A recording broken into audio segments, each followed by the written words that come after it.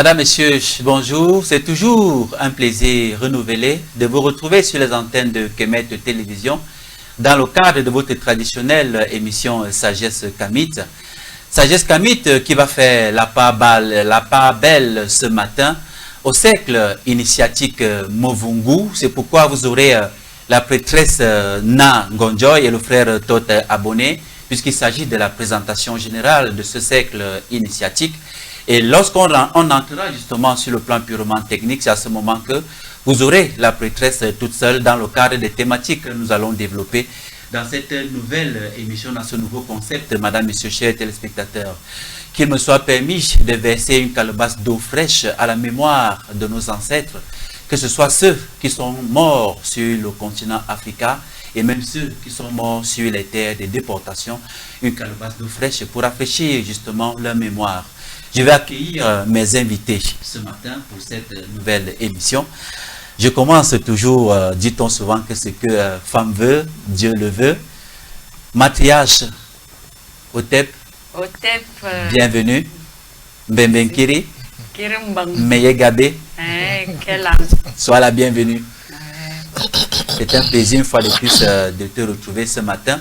Et comme je l'ai dit dans mes propos introductifs, on va faire une présentation générale du cercle initiatique Movungu qui, il faut le rappeler, est un cercle initiatique réservé essentiellement aux femmes. Nous allons même faire la similitude, n'est-ce pas, avec les cercles initiatiques de l'Égypte antique, justement, qui étaient réservés aux femmes. Alors, frère Tot Abonné, Otep Tara et Luna.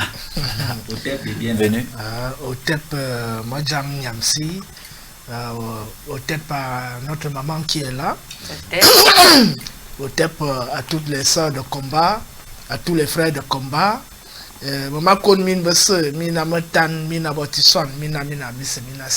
Bonjour à tout le monde.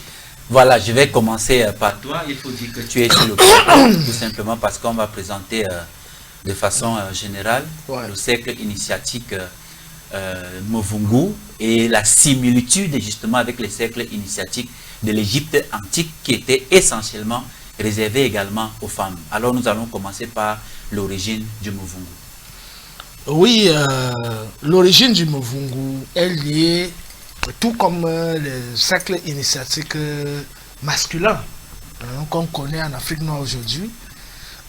Tout cela est lié à l'origine de l'humanité qui se retrouve être en Afrique noire, en Afrique en général. On ne va pas revenir sur les thèses des biologistes, des paléontologues, des anthropologues, des historiens, qui jusqu'aujourd'hui soutiennent le fait que, autant pour moi, le premier homme est né de l'Afrique et a peuplé les autres continents. Donc, dans la structure sociale africaine, nous l'avons abordé dans l'origine de l'humanité, acte 1 et acte 2. Nous avons présenté l'origine de la structure sociale africaine comme matriarcale essentiellement. Et qui dit matriarcale dit la femme. Donc c'est la femme qui est au centre de l'organisation sociale. C'est la femme qui est au centre de la stabilité sociale parce que c'est elle qui transmet l'éducation aux enfants de génération en génération pour que la sagesse de leur peuple continue d'être perpétuée. C'est elle qui œuvre dans le domaine de la médecine. Même si plus tard les hommes ont commencé aussi à pratiquer cette médecine, mais la médecine est originellement pratiquée par la femme parce que lorsqu'elle enfante, il faut bien qu'elle maîtrise la biologie. Et elle peut même dire que le premier médecin de l'histoire de l'humanité, c'est la reine Hatshepsut. Péséchette, voilà. Bon, on parle de l'histoire de l'humanité, mais officielle, c'est-à-dire qu'il y avait déjà des femmes médecins avant. Mais quand on remonte à l'Ancien Empire, autour de 2800 avant l'ère actuelle, on a Mérita et un peu plus tard, 2 siècles plus tard, Péséchette. Donc, qui étaient des femmes médecins reconnues officiellement, qui officiaient dans les temples et qui soignaient les malades. Mais bien avant, de manière non officielle, les femmes pratiquaient déjà la médecine, tout simplement parce que lorsque la femme conçoit, l'enfant fait 9 mois dans le ventre, elle a des perceptions, elle voit le changement sur son corps. Et le jour où l'enfant naît, elle doit maîtriser la biologie parce qu'il faut savoir comment accueillir l'enfant, comment couper le cordon ombilical, comment bander le cordon ombilical, avec quel type de plante. Donc la médecine est initialement le propre de la femme. C'est la femme qui initie la médecine. Il faut qu'on le dise aujourd'hui parce que beaucoup ne savent même pas cet aspect-là. Donc, les cercles initiatiques féminins sont nés avec l'avènement de l'homme. Voilà. Les cercles initiatiques féminins sont nés avec l'avènement de l'homme. Donc ça remonte à une histoire qu'on ne peut pas dater aujourd'hui. La preuve, les premières figures des divinités dans les gravures rupestres en Afrique et notamment dans l'Égypte pharaonique et en Nubie, les premières figures sont féminines. On retrouve les figures telles que Wadjet, Nekbet, Serket Hétite, Hathor, Nut, Neit et toutes ces anciennes figures divines. Et c'est plus tard qu'on commence à voir apparaître Atum, Ra, Ta. C'est après. Ça veut dire que les premières figures du sacré sont féminines. Et donc, parmi les premières figures, il y a ce qu'on appelle la matrice, c'est-à-dire la sphère. Et le symbole de la matrice, c'est l'utérus de la femme. Et c'est à l'intérieur de cet utérus qu'on va trouver les eaux primordiales qu'on appelle dans le ventre de la femme l'eau amniotique et autres pour protéger le liquide amniotique, pour protéger le fœtus. Et ce sont les mêmes eaux, c'est les mêmes eaux primordiales dont on parle quand on parle du Noun. Atum émerge du Noun. Le nouveau-né émerge de l'utérus qui contient les eaux. Donc le symbole est clair pour dire que la femme est à l'origine. Et maintenant, parmi les confréries initiatiques, notamment de l'Égypte pharaonique, c'est vrai qu'on va revenir dessus, le Movungu n'est pas né en Égypte. Parce qu'il faut qu'on le dise. Le Movungu n'est pas né. Le Movungu est né avec la naissance de l'humanité dans la zone des Grands Lacs. Et c'est partant de la zone des Grands Lacs que les hommes, les initiés ont donc migré suivant la voie de navigation, suivant des grands fleuves tels que la Sanaga, le Nil, pour parvenir d'abord en Nubie. Ils ont créé une première civilisation en Nubie parce que la civilisation nubienne est plus ancienne que la civilisation égyptienne. Et c'est plus tard que l'Égypte a été créée comme poste avancé. Et après, même Sumer a été créé vers la Mésopotamie, Mohenjo-Daro et Harappa en Inde, la civilisation de la vallée du Sud. On ne va pas revenir sur les choses qu'on a déjà dites depuis. Justement. Donc, tout est parti de la zone des Grands Lacs pour arriver au Soudan, plus tard en Égypte, et lorsque ces empires chutent, il y a maintenant un retour au bercail. Parce qu'il y a beaucoup qui disent que non, vous êtes des Camerounais, vous êtes des Gabonais, vous n'avez rien à voir avec l'Égypte. C'est parce que les gens ne connaissent pas le facteur migratoire des peuples noirs. Et il n'y a que les peuples noirs qui peuvent parler de leur histoire. Parce qu'au niveau de la linguistique, aujourd'hui, il n'y a plus de débat. La langue que les pharaons parlaient, c'était une langue bantou. Il n'y a pas dit qu'on ne réfléchit même plus. Les peaux de panthère qu'ils portaient, le totémisme et tout ce qu'on voit sur les iconographies égyptiennes, même les rites initiatiques sont des rites négro-africains. Donc, on part de là pour monter et on quitte quand il y a crise, on rentre. Et quand on rentre, donc, les confréries se créent parce que les hommes se divisent par groupe. Parce que quand il y a guerre, on ne rentre plus de manière organisée.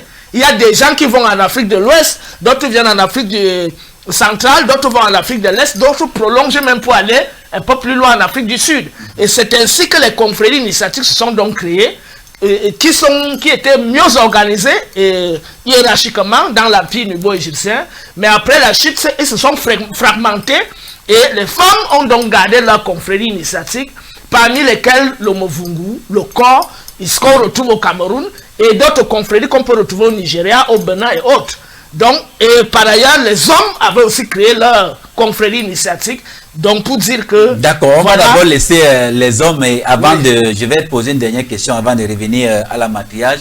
Quelle est donc aujourd'hui la similitude fondamentale qu'il y a entre le rythme Movungu et les cercles initiatiques de l'Égypte antique réservés essentiellement aux femmes sur le plan rituelique? Oui, sur le plan rituelique, il y a beaucoup de similitudes.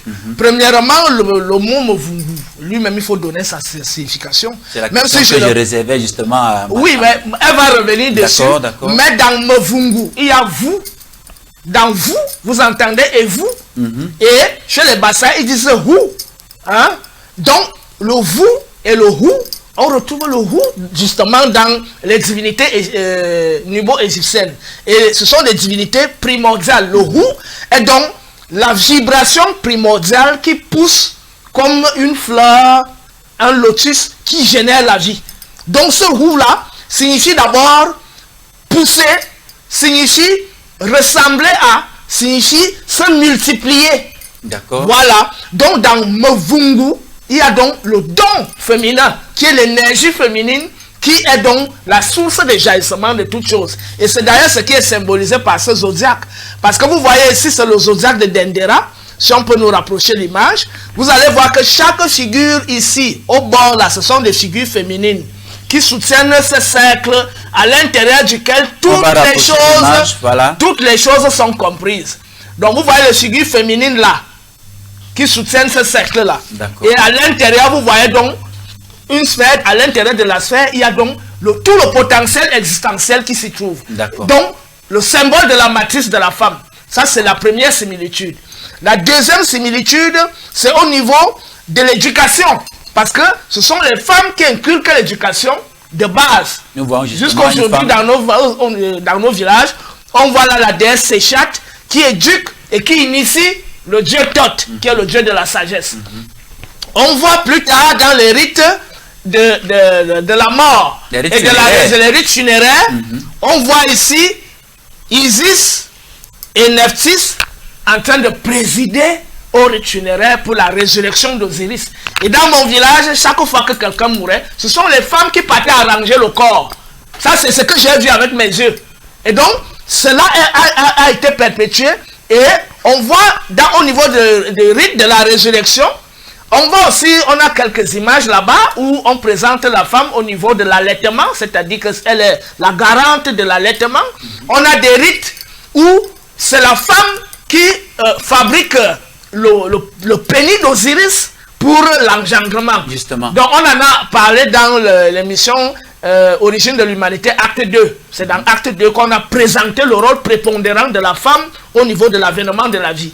On a donc Isis qui plane au-dessus du corps d'Osiris pour le ressusciter et pour le fertiliser. Si on peut avoir cette image, voilà Isis transformé en oiseau qui plane au-dessus du corps d'Osiris. Et c'est pendant cet acte que Horus, c'est-à-dire que Isis est donc fertilisé. Dans leur fils. Oui, Isis est fertilisé, c'est-à-dire par le pénis qu'elle a fabriqué, c'est-à-dire que Osiris avait perdu le pénis pendant le démantèlement de son corps. Par Seth. Et donc, Isis a donc fabriqué un pénis par la maîtrise de la magie. Qu'elle a magnétisé.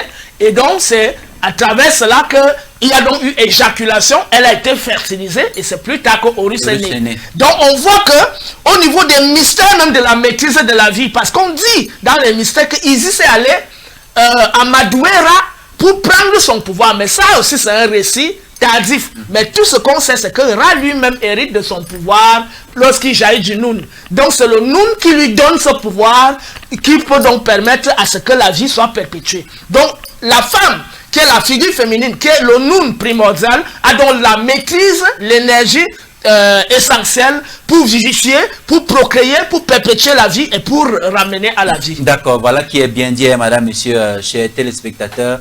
Alors, matriarche, nous entrons dans le vif du sujet. C'est quoi le Muvungu? Que signifie Muvungu? Muvungu, comme Thoth l'a si bien expliqué tout à l'heure, dans les contes africains, on a toujours dit que la femme est partie en brousse, elle a trouvé le hou. Le hou? Oui, le hou là, et elle a ouvert les pieds, c'est entré. Mais non.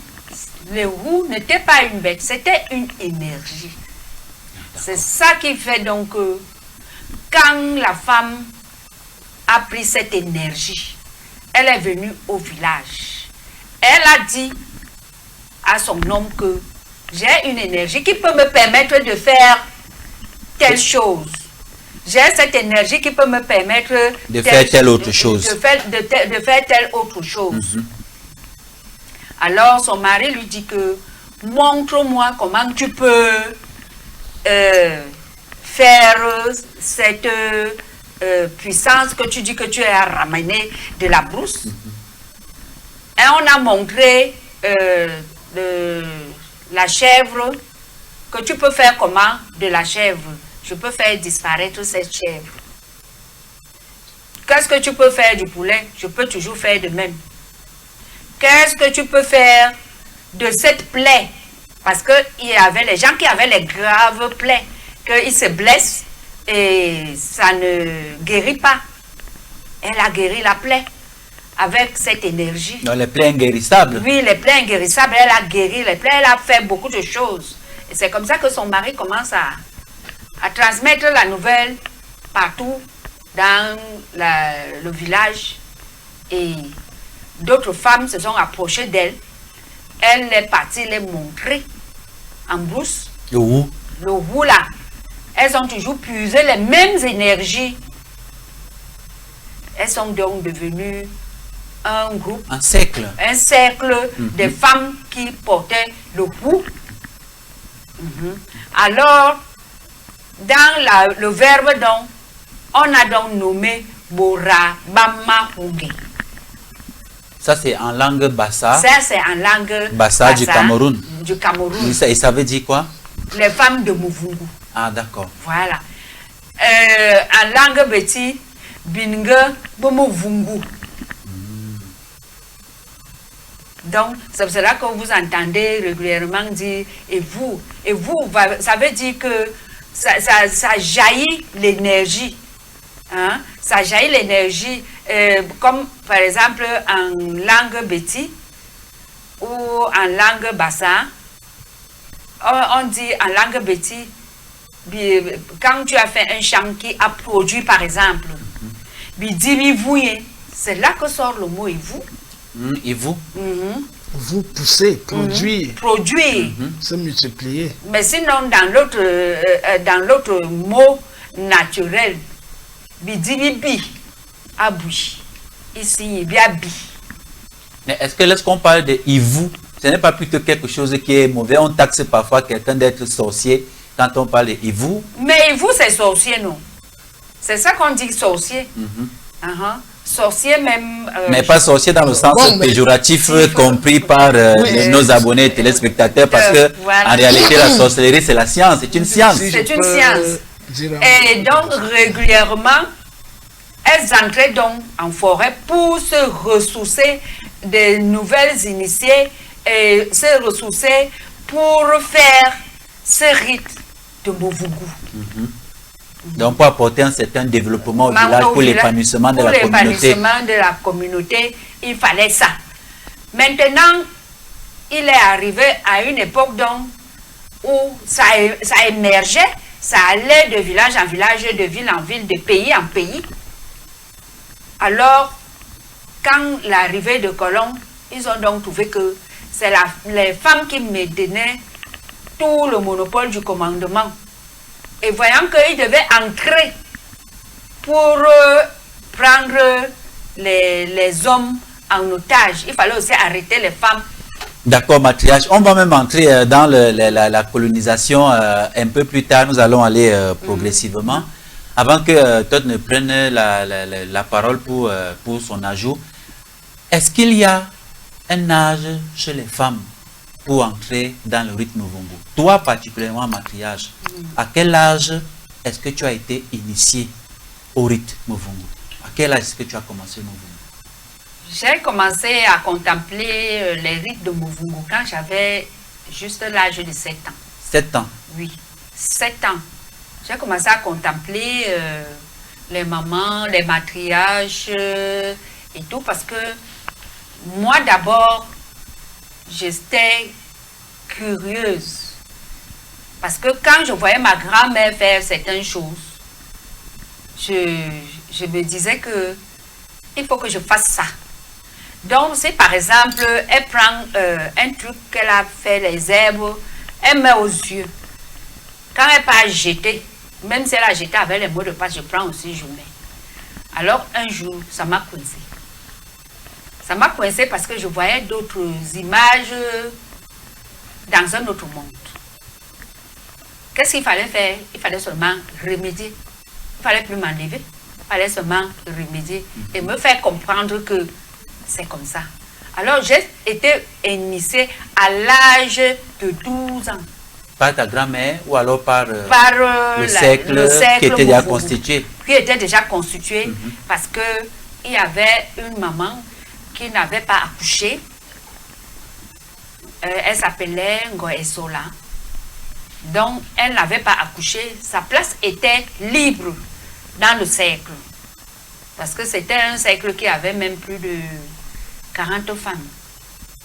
Donc, sa place était libre. Parce qu'elle n'avait pas accouché. Elle n'avait pas accouché, elle n'avait pas d'héritière. Parce qu'il y avait déjà ce mot qui disait que les sorcières. Et alors, beaucoup de gens ne laissaient plus leur famille que de proches d'affronter le cercle de Mouvungo. Donc, étant en brousse, moi je suis partie. Tu l'as remplacée? Je l'ai remplacée. Et c'est comme ça qu'on t'a initié? C'est comme ça qu'on m'a initié avec son matériel. Ma grand-mère était aussi là, elle avait son matériel. Mais c'est comme ça qu'on m'initiait avec le matériel de Ngoyeba et Sola. Véritablement depuis l'âge de 12 ans? Depuis l'âge de 12 ans. Alors frère? Je suis ressorti avec. D'accord. De la brousse. D'accord. Frère, tu voulais ajouter quelque chose? Oui, lorsqu'on abordait le mot sorcellerie, allons-y. Il faut se rappeler que nous utilisons le français pour dire des choses. Nous utilisons le français pour dire des choses. Quand on dit sorcellerie, je ne prends pas ce mot au sens péjoratif, au sens, je ne le prends même pas au sérieux parce que c'est un mot qu'on a toujours vu au sens péjoratif dès son origine. Parce que le mot sorcier signifie celui qui lance les sorts. Et avec l'avènement du christianisme, il y a eu les chasses aux sorcières. Exactement. Depuis l'Europe. Oui, oui, bien sûr. Et donc, tout ce qui prend le mot sorcellerie, sorcier, devient négatif et péjoratif. Et c'est la raison pour laquelle moi je préfère utiliser le mot science sacrée. Science sacrée dans le sens où c'est une science qui ne se limite pas simplement aux expériences physiques, mais qui déborde les expériences physiques pour aborder les expériences spirituelles. Donc c'est une science qui conjoint les expériences scientifiques physiques avec les expériences métaphysiques. Et c'est en cela qu'on peut donc retenir l'expression science sacrée. Au lieu d'utiliser, parce que si on continue d'entretenir le mot sorcellerie, ça va, donc les gens entendent ça de premier abord, ils commencent à rejeter. Donc je préfère que nous utilisions le mot science sacrée, parce qu'une maman comme celle qui est là, je pense qu'elle a déjà quand même minimum 60 ans où elle est là. Donc si elle est initiée depuis l'âge de 12 ans, on ne lui a pas tout donné à 12 ans. C'est un processus, un long processus. Ce n'est pas comme si elle était partie, on lui a jeté un truc dans le ventre. Après, elle a commencé à faire la nuit. Quand elle se transforme en hibou, elle commence à planer partout. Telle que la perception que les gens ont de la chose. C'est toute une école. Parce que pour leur ouvrir même les yeux là-bas, c'est pas en un jour. C'est toute une éducation. Donc, net comme l'enfant entre à l'asile, au cours préparatoire, il obtient le CEP, plus tard il a le BPC, plus tard il a le bac, plus tard il a la licence. Donc l'école traditionnelle a aussi ces stades et ces étapes qui font en sorte qu'on commence à t'éduquer à la base, à travers les proverbes, les contes, et puis on commence à te dire, tu vois, quand la lune fait comme ça, voilà, voilà. Donc c'est une école où on t'apprend à te connaître toi-même et à connaître la nature. Donc c'est ça, la science sacrée. Moi je préfère que sur le panel de Kemet TV, qui est une chaîne qui promeut la rigueur scientifique, que nous utilisions les termes appropriés pour redonner la vraie valeur à notre vision du monde. Parce donc le terme sorcellerie véritablement ne doit plus être utilisé. Ça ne doit plus être utilisé. Je suis parfaitement d'accord, voilà. Mais on doit plutôt utiliser science sacrée. Voilà qui est bien dit. Alors, Mathias, est-ce que l'avènement du colonialisme a eu une incidence sur les cercles initiatique en général et en particulier le Muvungu. Est-ce que le colonialisme a contribué à déstabiliser le Muvungu? Oui, vraiment, c'est une bonne question. C'est le colonisateur qui a cru éteindre le mouvement. D'accord, qui a cru. Il a cru, mais il ne l'a pas fait. Il n'a pas fini. D'accord. Il n'a pas fini, il a laissé pour gardien les chefferies. Parce qu'en Afrique, il y avait le patriarcat et les matriarches. Alors, c'est eux qui géraient les populations. C'est eux qui géraient l'Afrique. Avec tout l'écosystème. Alors, quand le colonisateur est venu, il a d'abord cassé la moralité en tuant, en arrêtant les plus forts pour les amener en Amérique aujourd'hui où on dit que nos frères sont les Noirs américains. Il a arrêté les plus forts. Il a arrêté les femmes. Comme je l'ai dit dernièrement, c'est lui qui, devant les autres, a tapé la femme. Le colonisateur. Le colonisateur, la femme matriarche. Il l'a tapé. Il l'a enterré vivant. Cela veut dire qu'on fait un barrage dans l'eau. L'image. On fait un barrage dans l'eau. On l'attache avec tous ses attributs, canne, balai comme j'ai, comme ça. Justement, matriarche, on va voir, voilà l'image, merci à la régie. Voilà l'image de comment est-ce qu'on exécutait les femmes du Muvungu. Alors, on les tue, on laisse l'eau couler. Et ces femmes n'avaient jamais pleuré. Elles chantaient jusqu'à l'extinction totale. Et ça énervait les colons. Ils ont donc mis les chefferies. C'est pour cela que vous voyez certains chefs aujourd'hui portent les galons comme les colonels. Exactement, oui. C'est quoi, hein?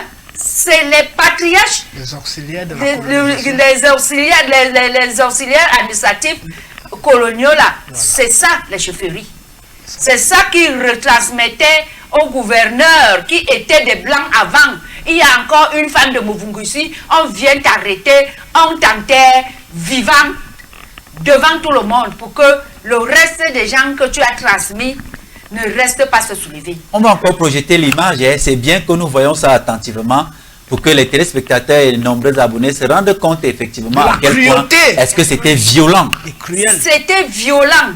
C'est ça qui a fait que une fois, vous allez voir une de ces personnes que la dernière maman qui est morte à 128 ans a initié, et une de ces matriarches a pris un peu de son langage. D'accord. Alors, qu'est-ce qu'elle faisait? Elles sont donc pris la route de la pleine forêt. Cela veut dire qu'elles laissent les pistes centrales d'où les colons ont fait travailler les routes aux gens avec les mains. Pour percer les pistes dans la forêt lointaine. Pour s'installer là-bas avec leur famille. Sans l'éducation des colons, ils ont initié leur famille, avoir leur famille en forêt. C'est ça qui a fait le retardement de l'introduction coloniale. D'accord. Parce qu'ils voulaient en totalité éradiquer les femmes de Muvungu. Parce que l'homme africain écoutait bien sa femme. Il ne pouvait pas aller parler dehors. Un patriarche ne pouvait jamais aller parler dehors à une fête, à un conflit. Sans avoir le consentement de sa femme. De sa femme à la maison. Et qu'il y a un truc qui est... aujourd'hui, là, on comprend ça comme un danger d'après les lois coloniaux. Alors, c'est cette matriarche qui est sa femme qui l'épousait d'autres femmes. Quand elle est déjà fatiguée, elle dit, mon cher, toi tu es encore solide, mais j'ai trouvé une jeune fille là-bas qui est comme ça, tu vas continuer à nous faire des enfants avec, c'est elle qui est la première, allez te doter cette femme-là. On va afficher le synthé à la régie, je vous en prie, le synthé. Oui, et c'est ça, les femmes de Muvungu. C'est ça, les femmes de Muvungu. C'était pour mettre la paix, l'harmonie. C'était pour mettre l'harmonie. Un patriarche, avant n'avait jamais condamné pour tuer, comme les chefs coloniaux. Un patriarche a toujours mis l'harmonie, mais c'est resté jusqu'aujourd'hui. Donc pour te châtier un peu, il va te dire que il va un peu te donner l'amendement du chèvre, le vin de palme et tout ça. Juste pour que tu comprennes que ne fais plus ça. D'accord. Alors, il peut te mettre en quarantaine pour te dire que tu vas habiter à... Personne ne doit plus te parler, mais pas d'aller te séquestrer pour te dire que les nerfs et tout ça, la bastonnade, ça n'existait pas. D'accord, d'accord. Alors, frère, on se rend compte effectivement que le colonialisme a eu une incidence très importante de façon générale sur les cercles initiatiques, notamment des femmes, et plus particulièrement sur le Muvungu, puisque c'est le Muvungu qui est sur la table ce matin. Oui, bien évidemment. Lorsqu'on aborde la question directement au niveau où on s'attaque aux femmes du Muvungu et on monte les chefs du village, les gens se poseraient des questions. Comment est-ce que les hommes qui écoutaient leurs femmes, qui étaient très amoureux de leurs femmes et qui étaient très attachés à leurs femmes, ont pu devenir des traîtres vis-à-vis de ces femmes-là? Parce que c'est là où il faut creuser le nœud. Or, il faut présenter la chose en amont, en disant le colon a utilisé la tactique de la ruse. La première chose qu'il a commencé à faire, c'est que on sait que ceux qui ont commencé à venir en Afrique, c'était les marchands. En fait, ils ne venaient pas. Bon, peut-être certains marchands sont venus parce qu'on leur a dit il y a beaucoup d'ivoire en Afrique, il y a les éléphants, il y a les forêts. On peut avoir l'ivoire, le trafic d'ivoire. Et d'autres, peut-être l'or, le diamant, comme le sol africain est très riche. Très riche, oui. Mais avec l'idéologie impérialiste occidentale, parce que c'est des gens qui ont cultivé la logique de l'agressivité. Quand ils n'ont pas, il faut prendre possession de la terre par la force. Oui. Et pour prendre possession de la terre, il faut qu'on réussisse à dominer les hommes qui s'y trouvent. Parce que si on passe seulement s'installer sur la terre, on sera attaqué par les hommes. Donc il faut attaquer d'abord les autochtones. Et après avoir attaqué les autochtones, il faut qu'on réussisse à transformer leur logiciel, c'est-à-dire leur manière de réfléchir. Et qu'on on les adopte à notre manière de réfléchir, et ce n'est que dans cette mesure qu'on pourra les dominer. Ils ont donc commencé à procéder par les razzias. C'est-à-dire que lorsque les navires, les bateaux de marchands patrouillaient à la mer Méditerranée, là, en côte africaine, dans les côtes africaines, ils trouvaient peut-être des jeunes femmes qui venaient laver les habits, des jeunes hommes qui venaient se baigner, et ils les capturaient parce qu'ils avaient les armes. Ils les capturaient donc. Et les mettaient dans les cales de bateaux. Ils les mettaient dans les bateaux, ils partaient avec à Lisbonne, au Portugal. Et c'est là-bas qu'on partait donc formater leur cerveau en leur endoctrinant les endoctrinant au christianisme. Donc une fois endoctrinés au christianisme, ils avaient déjà l'avantage que ces gens qui étaient localisés dans une zone savaient parler leur langue. Et leur famille les cherchait depuis un certain moment. Et quand ils vont les ramener, leur famille vont les accueillir à bras ouverts. Oh, vraiment, j'ai perdu mon enfant, j'ai perdu mon mari, j'ai perdu mon frère, j'ai perdu ma fille. Donc ces gens qui revenaient étaient déjà empoisonnés, mentalement parlant. Et donc c'est comme ça, ce sont ces gens que les colons ont donc utilisés pour infiltrer les populations. Et en les infiltrant, les gars qui avaient déjà grandi au sein de leur population connaissaient déjà certains codes. Que comment on disparaît, quand on veut neutraliser quelqu'un qui a l'habitude de disparaître, voilà comment il faut faire.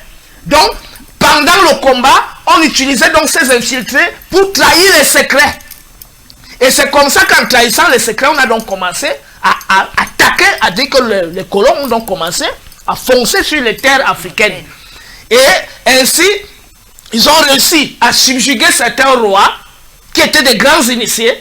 Ils ont réussi à les subjuguer avec la complicité de ces infiltrés-là. Et une fois que tel roi était tombé, et il accepte maintenant la défaite, et il se plie, et il commence à recevoir quoi? Les tapis. Les tapis, les très beaux tapis, les très beaux vêtements, avec le bon whisky, avec le bon whisky et le sel. Et qu'est-ce qu'il a à faire? Il est roi. Donc, très facilement, les autres rois vont l'écouter. Qu'est-ce qu'il commence à leur dire? Regardez comment je suis beau. Regardez comment j'ai même déjà les armes. Ils m'ont donné les armes. Or, lui-même encore, il est déjà un infiltré. Donc, on partait d'infiltration en infiltration pour maintenant s'attaquer aux autres chefs, mais sauf qu'il y a eu des résistances.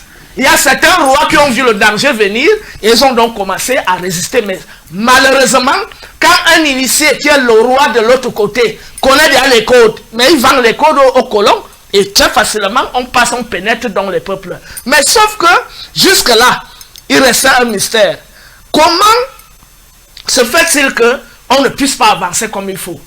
On se rend compte que la résistance est orchestrée par des femmes qui forment leurs fils et leurs filles, qui perpétuent la sagesse telle que je vous ai présentée ici. Ce sont les gardiennes des mystères. Quand on dit Séchat, hein, Séchat signifie la gardienne des secrets d'Amon-Ra. Donc c'est elle qui garde les mystères et c'est elle qui initie l'homme. Donc tant que les femmes étaient là, il y avait donc cette farouche résistance qui empêchait donc le colon de pénétrer. Qu'est-ce qu'il fallait faire? Il fallait donc maintenant utiliser les rois qui étaient déjà de leur côté pour pouvoir amadouer les jeunes initiés au Movungu et commencer même à leur vendre le rêve de les faire voyager pour aller chez les Blancs. Et c'est comme ça que certains Blancs ont même pris certains initiés du Movungu. On fait des enfants avec elles. Et vous voyez donc comment la voie commence à s'ouvrir. Voilà donc, ça dit que c'est toute une stratégie qui a été préparée et bien orchestrée. Et maintenant, quand ils avaient réussi à prendre le dessus, ils ont donc, ça dit qu'ils ont réussi à faire écrouler les chefs et les rois. Ils ont donc mis ces chefs et ces rois à la place, non, je veux dire, ils ont mis dans certaines familles, parce qu'il y avait aussi des révoltes. Ça dit que si le roi est tombé, il y a l'un de ses fils qui dit non, on a dupé papa, moi je ne vais pas suivre ce chemin, je vais commencer à combattre. On montait maintenant les frères les uns contre les autres et les frères commençaient à se massacrer entre eux. Donc c'est comme ça que certains groupes des peuples négro-africains ont commencé à se combattre les uns les autres. Donc on a cogné les têtes entre les Africains et finalement ils ont réussi leur coup. Donc, si on ne monte pas la chose dans ce sens-là... C'est que tu relèves ce pan de l'histoire est d'une importance capitale. Et après, on va dire que c'est les rois qui vendaient les esclaves. Il faut le souligner, justement parce que nous avons en Afrique même des historiens qui sont des intellectuels supposés, qui nous disent, même dans leurs ouvrages, qu'effectivement, les Noirs ont vendu les Noirs, de leur propre chef, qu'ils étaient des traîtres avec la complicité de ces colons-là. Ils ont contribué à vendre leurs frères. Il était important justement de relever ce pan de l'histoire pour qu'on se rende compte effectivement que comment est-ce que c'est possible que quelqu'un arrive aujourd'hui et décide de te corrompre vis-à-vis de nous sans avoir fait un travail au préalable de formation. Sur le plan mental. Justement. Et il faut préciser que les premiers rois qui sont tombés sous la pression des Portugais. Ces premiers rois avaient pour conseiller qui? Les Portugais. Il y avait quelques Portugais, comme on voit aujourd'hui au sein de nos États. Ils ont des conseillers quand l'Union africaine siège. Vous ne voyez pas les Blancs là-dedans. Vous avez déjà vu quand le Parlement français siège, vous avez déjà vu un noir dans le Parlement français. J'ai vu le Parlement français siéger récemment. J'ai regardé la salle, je n'ai vu même une tache noire, je n'ai pas vu dans la salle. Mais lorsque l'Union africaine siège, on voit les Blancs partout. Lorsque notre assemblée siège même dans nos États particuliers, on voit les Blancs à l'intérieur. Donc dans les cabinets des chefs d'État, il y a les Blancs qui sont là. Donc cette affaire a commencé depuis le royaume du Congo. Parce qu'il faut dire que selon l'histoire que je commence à narrer a commencé au niveau du royaume du Congo. Avec le roi belge. Non, les Belges viennent après. C'est d'abord les Portugais. C'est d'abord les Portugais. Donc ils se sont donc arrangés à ce que dans chaque palais royal, il y a un conseiller portugais. C'est-à-dire que le roi qu'on a déjà réussi à dompter, c'est le portugais qui lui dit ce qu'il faut faire. Ah, les gens là même ils te dérangent. Il faut les attraper, tu nous les envoies en Europe là-bas. C'est comme ça donc qu'ils ont commencé. Ils ne vendaient pas leurs frères bon gré. Ils les vendaient sous la base de la manipulation et parce qu'on avait déjà réussi à les corrompre. Donc il faut préciser ces choses. D'accord. Alors, matriage. Tel est donc le sort qui a été réservé au cercle initiatique Movungu. Un peu comme les femmes de Nder au Sénégal qui ont préféré aller se suicider dans une maison au lieu d'être capturées par les Blancs et être formatés justement pour venir corrompre également leurs frères et sœurs dans la communauté. Ok. Le sort des femmes de Muvungu.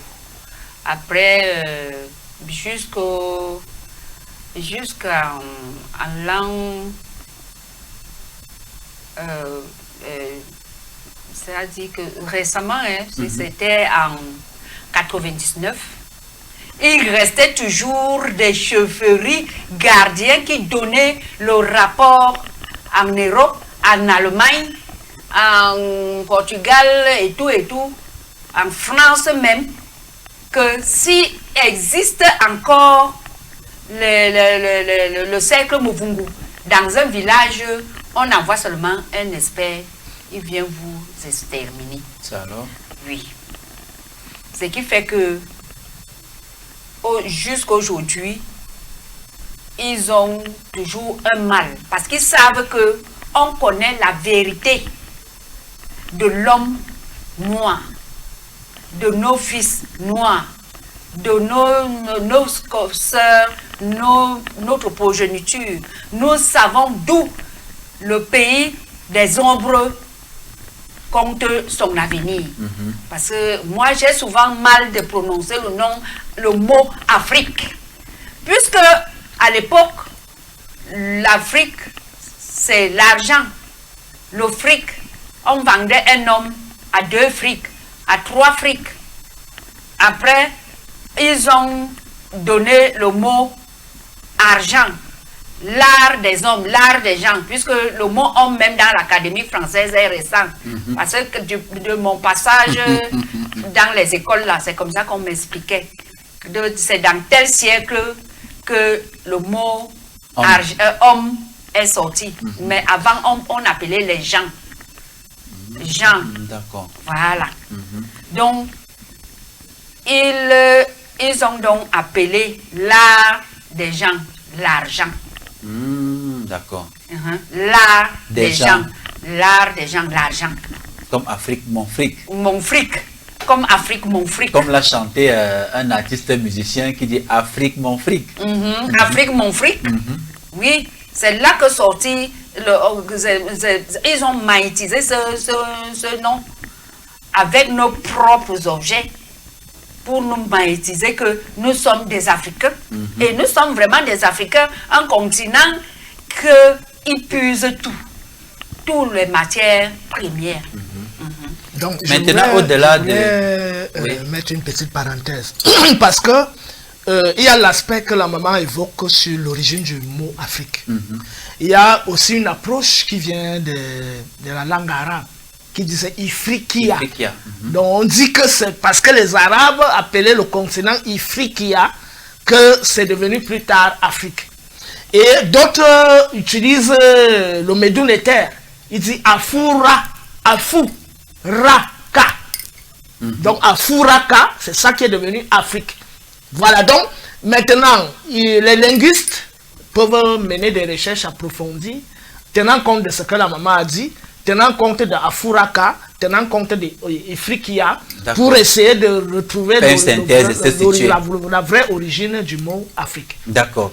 Alors, maman, en dehors de vos rencontres entre membres du cercle initiatique Muvungu, est-ce qu'il y avait des femmes, du Muvungu au trône, un peu comme chef, à cette époque-là? Oui, c'est les femmes qui étaient au trône, comme matriarche, comme chef. Je pense qu'il y a une femme qui est au trône là. Il faut qu'on nous balance l'image sur l'écran. Parmi les images qu'on a, la femme assise au trône là. D'accord. Non, sur le trône. Donc, il y avait les femmes au trône. Voilà, merci. Voilà, nous voyons. Oui. Là, elle a la vie en main. Elle a le bâton de la magie avec l'autre bras. Elle est assise sur le trône et l'autre prêtresse vient lui présenter les élixirs initiatiques. Vous voyez comment ça se passe. C'est toute une scène. Et effectivement, c'est ce qui se passe dans les cercles. Initiatique Muvungu. Voilà. D'accord. Donc, il y avait les femmes au trône. C'est pour cela que les colons ont tellement combattu pour enlever les femmes et mettre les hommes. Voilà. Parce qu'ils étaient plus manipulables comparativement aux femmes. Aux femmes. Ouais. Oui. Parce que la femme ne pouvait jamais accepter quitter son trône pour aller pavaner avec un blanc. Non. C'est clair. La femme ne pouvait jamais autoriser à sa fille D'épouser un blanc. d'épouser un blanc parce qu'ils étaient méchants. Voilà. Parce que, disons, la vision que nos matriarches ancêtres avaient pour... La voyance. Ça veut dire que ça n'avait rien à voir avec une connotation raciste, mais plutôt La à cause voyance. de leur méchanceté. Ah, Il d'accord. faut dire, il faut préciser ce que, il faut que Oui, je clarifie ce que la maman dit. C'est très important, la voyance. La femme initiée voit comme le soleil. Donc quand elle te voit, elle te scanne. Et la vision des hommes, quand l'homme fait l'oracle, quand l'homme est un voyant, ça ne peut jamais atteindre le niveau de la femme. Donc quand la femme scanne l'homme, elle regarde ton cœur. Elle te met sur la balance de sur la Mahat. balance de Mahat. Elle est même Mahat. C'est elle qui incarne Mahat. Elle est Mahat en question. Donc ça fait que les gens redoutaient les femmes qui étaient assises au trône. On ne pouvait pas corrompre la... Vous avez vu le règne d'Hatshepsut. Ah, justement. C'était un règne exemplaire. Pharaon. Avant elle, il y a la mère de Narmer, qu'on appelait Sèche, qui a permis à son fils de réunifier la haute et la basse Égypte. Donc lorsque la femme a le vrai pouvoir, on ne peut pas déboussoler ce peuple-là. On a même vu ici en Afrique, frère, avec un pays comme le Libéria. Oui. Le Libéria, pendant près de 50 ans, c'était des guerres civiles. Oui. Mais dès que Ellen Johnson est arrivée, et depuis ce moment jusqu'à aujourd'hui, on voit une certaine stabilité. Quand on voit Catherine Pazasamba en Centrafrique, la Centrafrique était en proie au coup d'État. Mais dès qu'elle est arrivée, jusqu'à aujourd'hui, elle a stabilisé. Avant ça, on a vu les Zinga, on a vu les reine Zinga, Kilpavita. Voilà, donc exactement. La femme, lorsque la femme est vraiment assise sur son vrai pouvoir, pas le pouvoir de Jésus ou la Vierge Marie, sur le vrai pouvoir métaphysique de la femme, ça dit le don, parce qu'elle est l'incarnation de la divinité par excellence. Quand la femme est vraiment assise sur son pouvoir, on ne peut pas déboussoler un peu. Puisque même nous, à la maison, nous qui avons subi certaines initiations, lorsqu'il y a un problème, que ce soit en interne ou même en externe, à chaque fois que ta femme t'a donné un conseil et que tu as mis en pratique, il s'est avéré que ça s'est passé exactement. C'est ça que je On s'est posé la question de savoir, est-ce une coïncidence? Est-ce un hasard? Mais comme nous les initiés, nous savons que le hasard n'existe pas. On se rend compte effectivement que même à l'époque antique, quand c'était des hommes qui étaient déjà au pouvoir, quand il était difficile pour lui de prendre une décision, à chaque fois, d'où le terme, la nuit porte conseil. Cette nuit-là, sa femme lui disait, voilà exactement comment tu allais faire. Et quand il le faisait le lendemain, la paix revenait dans la communauté matriarche. C'est vrai. J'aimerais que pendant qu'elle parle, que les gens s'inspirent de cette image. Les deux femmes, c'est elles qui élèvent Osiris. D'accord. Voilà les deux femmes. Ça, c'est le symbole de l'homme. La croix de la Aqua-Ankh, avec les deux bras. Ça, c'est Ra en haut, le soleil. C'est les femmes qui solarisent les hommes. Ce sont les femmes qui donnent le pouvoir aux hommes.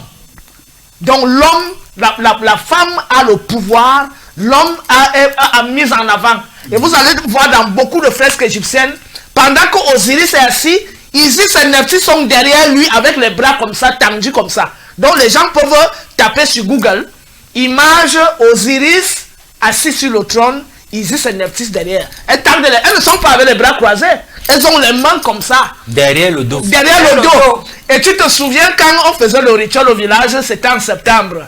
Pendant que le grand général de la sorcellerie de mon village est venu, après que tout le monde est parlé, il s'est levé pour venir vers moi, pour venir me parler en face. Qui était derrière moi? C'était la grande sœur de mon papa. Quand elle a mis la main derrière mon dos, le gars a commencé à tituber. Il a failli pisser sur lui. Et dans le vrai pouvoir que la femme... Et dans la plupart des initiations aujourd'hui, quand c'est une femme qui doit initier un homme, c'est l'image dont tu viens de parler tout à l'heure. C'est-à-dire, la femme initie derrière le dos. Voilà. Toujours et toujours, jusqu'à aujourd'hui. Voilà. Ça veut dire effectivement que ce n'est pas une coïncidence. Oui. Ce n'est non plus un hasard. C'est clair. Mais c'est ce qui a toujours été. Alors frère, tu vas garder la parole. Et je vais te poser la question celle de savoir quelle est la situation africaine aujourd'hui face à la déstabilisation du cercle initiatique Movungu.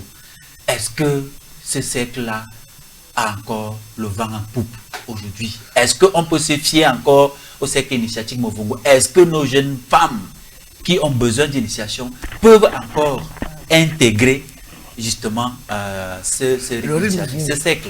Oui, j'aimerais, quand je vais faire une petite virgule, mais je vais passer la balle à la maman question, à un certain moment, voilà, parce qu'il faudra qu'elle nous parle du SICSA. C'est à travers là-bas, le SICSA qu'on a déprogrammé nos femmes, à travers le SICSA. Mais j'aimerais dire qu'aujourd'hui, les femmes Movungu que nous avons ont un problème qui n'est pas très grave. Il faut juste qu'elles soient bien entourées. Pour qu'on les ramène en leur faisant comprendre que ce que le prêtre avait l'habitude de te dire, parce que lui t'exploitait. Il exploitait ta connaissance des plantes, ta connaissance de la force de la lune, de la force de la terre, de la force de l'eau, de la force de la grotte, de la force du soleil.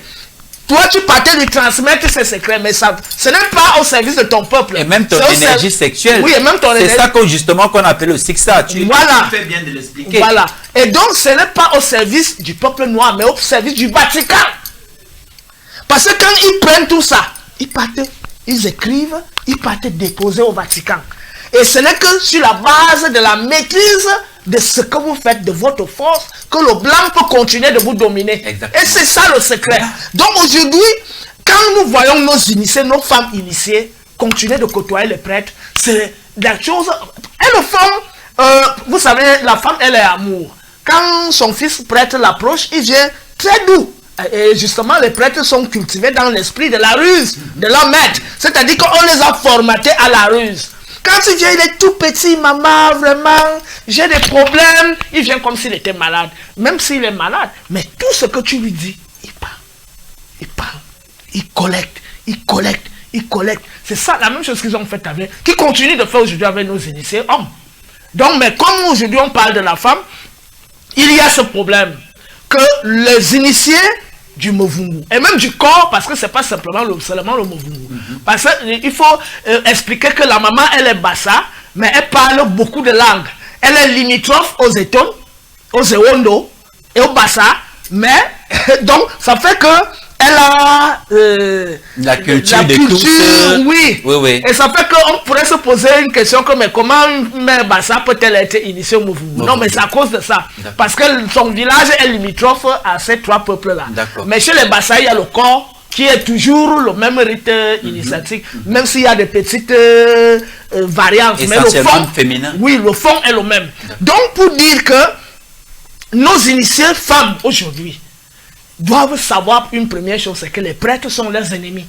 Deuxièmement, la Bible est l'ennemi de la spiritualité africaine. La Bible, parce que quand on leur inculque les versets bibliques, Jésus, la Vierge Marie, comme elles ne sont pas spécialistes de la chose, elles se disent que comme il y a de belles paroles, certaines fois, l'amour, aimez-vous les uns les autres, je suis dans le Père est dans moi, vous irez au ciel, des choses comme ça.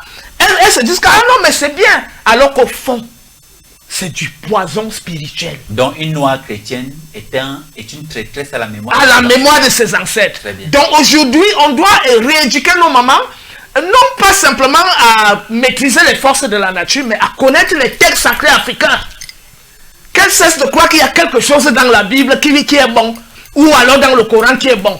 Que nos mamans réintègrent entièrement leur vraie nature telle que leurs ancêtres l'avaient arborée. J'aimerais donc donner la passe en ce qui concerne le SICSA, comment les choses sont passées. Moi, alors, madame, monsieur, chers téléspectateurs, vous êtes sur Kemet Télévision et vous regardez votre traditionnelle émission Sagesse Kamit, très chaude ce matin, qui reçoit la matriarche Na Ngonjo et le frère Tota Boné.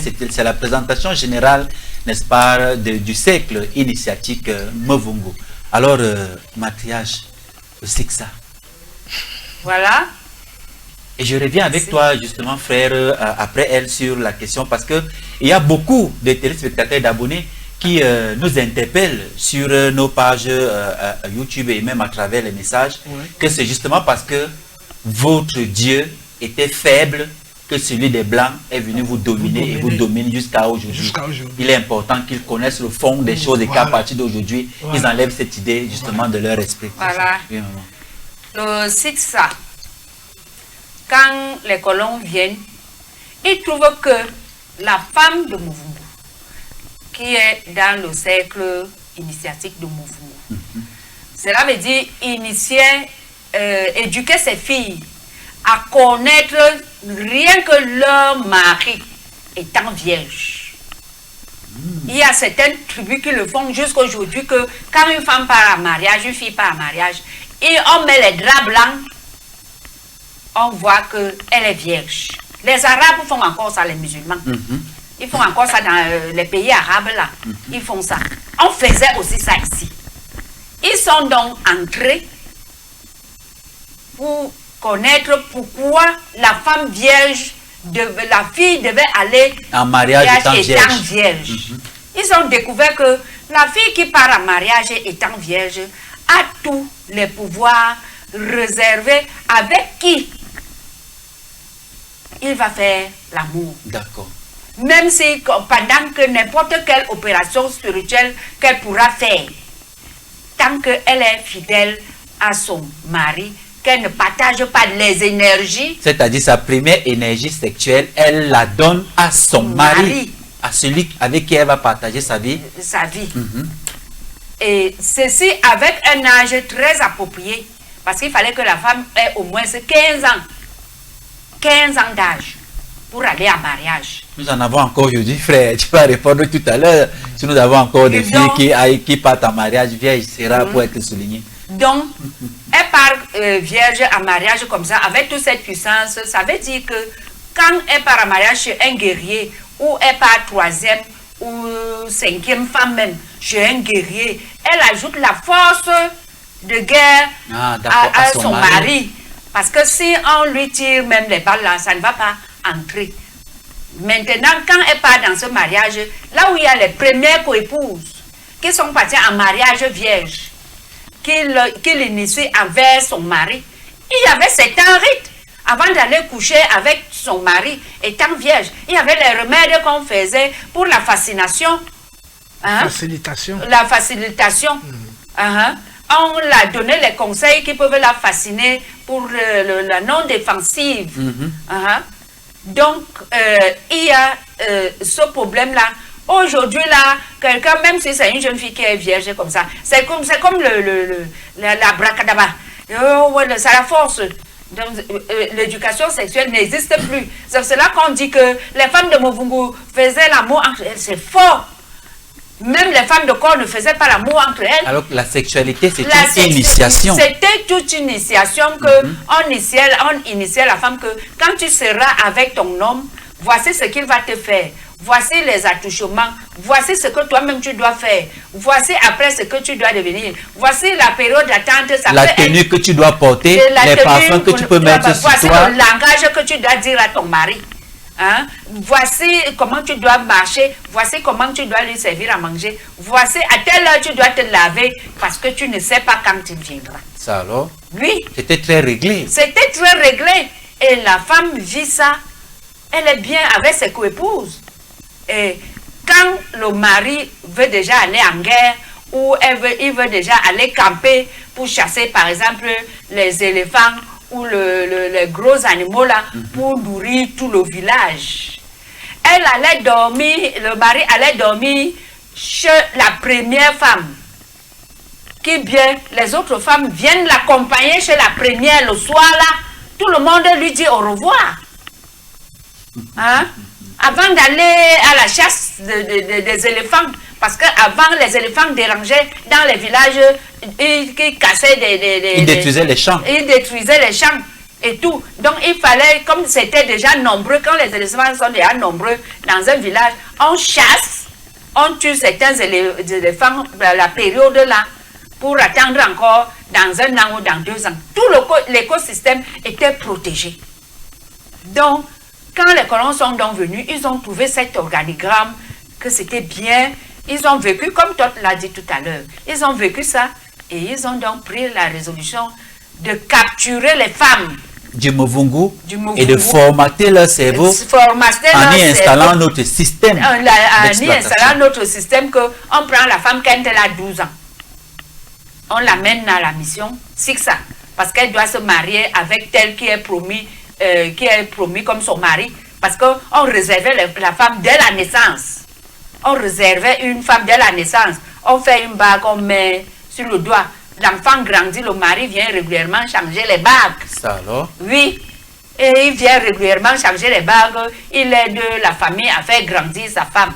Et quand les colons sont donc venus, on te dit que prends donc ta femme là, emmène-la aussi ça. C'est là-bas aussi ça que les colons allaient la dévierger. Et parfois, mettaient même des grossesses à ces jeunes filles-là. Oui, et mettaient les grossesses à ces jeunes filles-là. Tu arrives comme ça, on te dit qu'elle est morte. Comme tu es loin en forêt, tu viens là dans le campement où les religieux habitent. On te dit qu'elle est un gros serpent, l'a mordu. Elle est morte, on l'a enterrée ici. Alors qu'on l'a enceintée, on l'a envoyée ailleurs.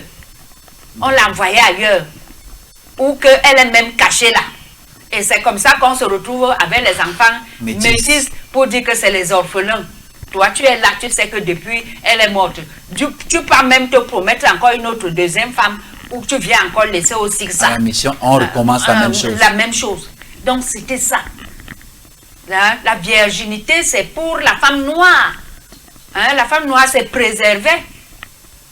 Il y a quelque chose aujourd'hui, on dit que la femme est osée. Il y avait les tenues traditionnelles. Je pense que pendant que l'émission vit, on va arriver sur les tenues traditionnelles. Comment une jeune fille s'habillait dès le départ, comment elle s'habillait de son enfance, dès le départ, et à un certain âge, quand elle connaissait déjà l'homme. Les tatouages ici.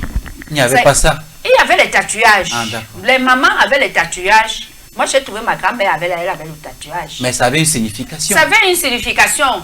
Tu as le tatouage, par exemple, à la joue, tu es de tel village. Ce qu'on te met ici au bout du sein, c'est ici là, à l'épaule, ou ici là, c'est le tatouage de là où tu es parti te marier. Ah, d'accord. Le tatouage, c'est de ton tribu, ce qui est sur le visage. D'accord. Là où tu es parti te marier, c'est sur le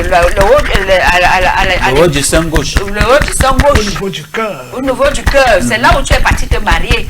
On met le tatouage là. Ce qui fait que quand l'homme te croise, il sait déjà que tu es la femme de telle tribu. Exactement. C'est dans telle tribu. C'est de qui? Alors, on veut seulement connaître le nom. Mais on connaît déjà que tu es par exemple une femme d'Obéa, tu es Lingo, tu es Nanga et Boko, tu es une fille Nanga et Boko qui est partie à Barra chez les Bassa dans la famille de tel village. D'accord. C'est comme ça, c'était les significations des tatouages. Ce n'était pas les tatouages que tu peux trouver telle chose, tu prends seulement, tu mets sur toi. Non, les Africains avaient les tatouages. Les Africains avaient les rastas. Les tatouages étaient avec les tenues osées. À un moment donné, ils avaient les tenues fermées. Donc, selon l'étape l'évolution de la jeune fille. De la jeune fille. C'est ça. Donc, c'est l'histoire de Siksala. C'était question de finir la jeune fille noire, la jeune fille de Movungu, de finir sa virginité. Que la société ne préserve plus les femmes vierges. D'accord. D'accord. Je vais revenir avec toi, matriarche, certainement pour savoir qu'est-ce que le cercle initiatique Movungu fait aujourd'hui, qu'est-ce que le Movungu fait aujourd'hui pour continuer de donner cette éducation à nos jeunes filles. Alors frère, par rapport à la question que je t'ai posée, à l'entendre parler, vraiment je suis très heureux. L'Afrique fut belle, l'Afrique fut splendide. Bien évidemment. Donc, on a expliqué le premier pan, qui était le kidnapping, la programmation à Lisbonne. Maintenant, l'autre étape de programmation était locale, d'où la création du CEXA. C'est-à-dire que ce n'est plus qu'on vous kidnappe, parce que si on veut vous programmer sur place, votre peuple va venir nous combattre. Hein? Mais comme le peuple était déjà lui-même programmé, hein, à donner leur filles pour l'éducation coloniale, donc ça se passe sur place maintenant, ce n'est plus à Lisbonne ou bien à Rome. Avant c'était comme ça, c'est-à-dire qu'on vous kidnappait au bord de l'océan, dans les bords là, on vous mettait dans les bateaux, on partait vous déprogrammer pour vous reprogrammer installer un autre système un autre d'exploitation. logiciel et on vous amenait donc, vous devenez donc les traîtres vis-à-vis de votre peuple. Et c'est exactement la même chose qui s'est passé avec le SICSA. C'est-à-dire que ce qu'on a commencé à faire avec les hommes au niveau des côtes, c'est ce que pour tuer, c'est-à-dire que pour donner le coup de grâce, il fallait maintenant déprogrammer les femmes pour les reprogrammer. Or, la déprogrammation pour la reprogrammation, il faut préciser que les premières femmes qu'on a envoyées au SICSA, c'est les rois corrompus. Parce qu'il y a un aspect que la maman a évoqué en ce qui concerne l'éducation au mariage. On éduquait la femme à une psychologie de douceur, d'harmonie. Parce que le rôle de la femme, c'était d'équilibrer l'homme psychologiquement. Étant la matrice. Oui, parce que l'homme est un guerrier de nature. Il part à la chasse, il part à la guerre. C'est ça son rôle. C'était essentiellement ça le rôle de l'homme dans la société. Tout certains peuples le représentent avec le phallus tendu. Voilà. Donc c'était l'expression de la virilité. Le combat, la guerre, la chasse et tout ce qui exprime la virilité. Or, quand il rentre le soir, il faut qu'on cultive la jeune femme à la douceur. C'est-à-dire que c'est elle qui apaise son homme. Quand il rentre, elle doit d'abord lui donner un verre d'eau, un bol d'eau frais. Pour d'abord apaiser sa soif. Après, on lui apprend comment elle doit masser l'homme. Pour stabiliser. C'est-à-dire que le rôle de la femme... Parce que venant de la guerre, il a échappé à la mort et psychologiquement, il est sous pression. Il n'est pas stable. Voilà. Donc, c'était ça. La femme devait parler à l'homme doucement. Elle devait, quand l'homme gronde, elle se calme, elle ne répond pas. Jusqu'à ce que, quand il est calme maintenant, elle repart vers lui et dit, chérie, qu'est-ce que tu as comme problème? Mais c'est pas ça qu'on voit aujourd'hui. Justement, donc, ça fait que je voulais poser la question de savoir. Mais le mot chérie, il avait les mots doux. Oui. Dans nos langues, là, comment on parle français. Il donnait un petit nom. Voilà. Je souris parce que je me pose la question de savoir si aujourd'hui... Donc, tu vois que la femme était la force de l'eau. L'eau exprime sa violence d'une manière différente. C'est-à-dire que, et c'est pour ça qu'on dit que la plus grande manipulatrice, c'est la femme. C'est-à-dire qu'elle sait transpercer ton esprit, elle sait lire ton esprit, elle sait à quelle période tu es instable, à quelle période tu es stable, à quelle période elle peut te jeter un doux sourire, à quelle période. Donc, même la manière de s'habiller. Donc, dès que tu le vois, tu commences seulement, tu es déjà au sol. Donc, la force tranquille, la femme, c'est la force tranquille. Donc, ça veut dire quoi? La femme ne pouvait pas répondre à l'homme. La femme ne pouvait pas gronder l'homme. La femme ne pouvait pas bagarrer avec l'homme. La femme ne pouvait pas insulter l'homme. Tout ça est venu justement après la pénétration coloniale où la psychologie de la femme n'était plus une psychologie conciliante, harmonisante, équilibrante, apaisante, mais une psychologie d'égalité. Oui. Alors que le vrai pouvoir, c'est elle qui le détenait. Exactement. Et l'homme ne discutait pas le pouvoir de la femme parce qu'il savait que la femme est redoutable. La femme est capable de le mettre au sol en un laps de temps. Parce que quand il partait même, quand la sorcellerie se passait la nuit, ce qu'on appelle aujourd'hui la sorcellerie, les combats du monde astral, quand ça cuit là-bas, l'homme vient se cacher dans l'utérus de la femme. Donc, exactement. Lui-même, il avait la femme en face de lui comme un monument. Et il ne pouvait pas taper sur sa femme. C'était impossible. Parce qu'il connaissait la vraie force et le vrai pouvoir de la femme. Donc c'est comme ça que la société africaine était structurée. Donc, quand on crée le SICSA, on est donc dans une déprogrammation pour une nouvelle programmation. Et la meilleure programmation se passe par le pilonnage.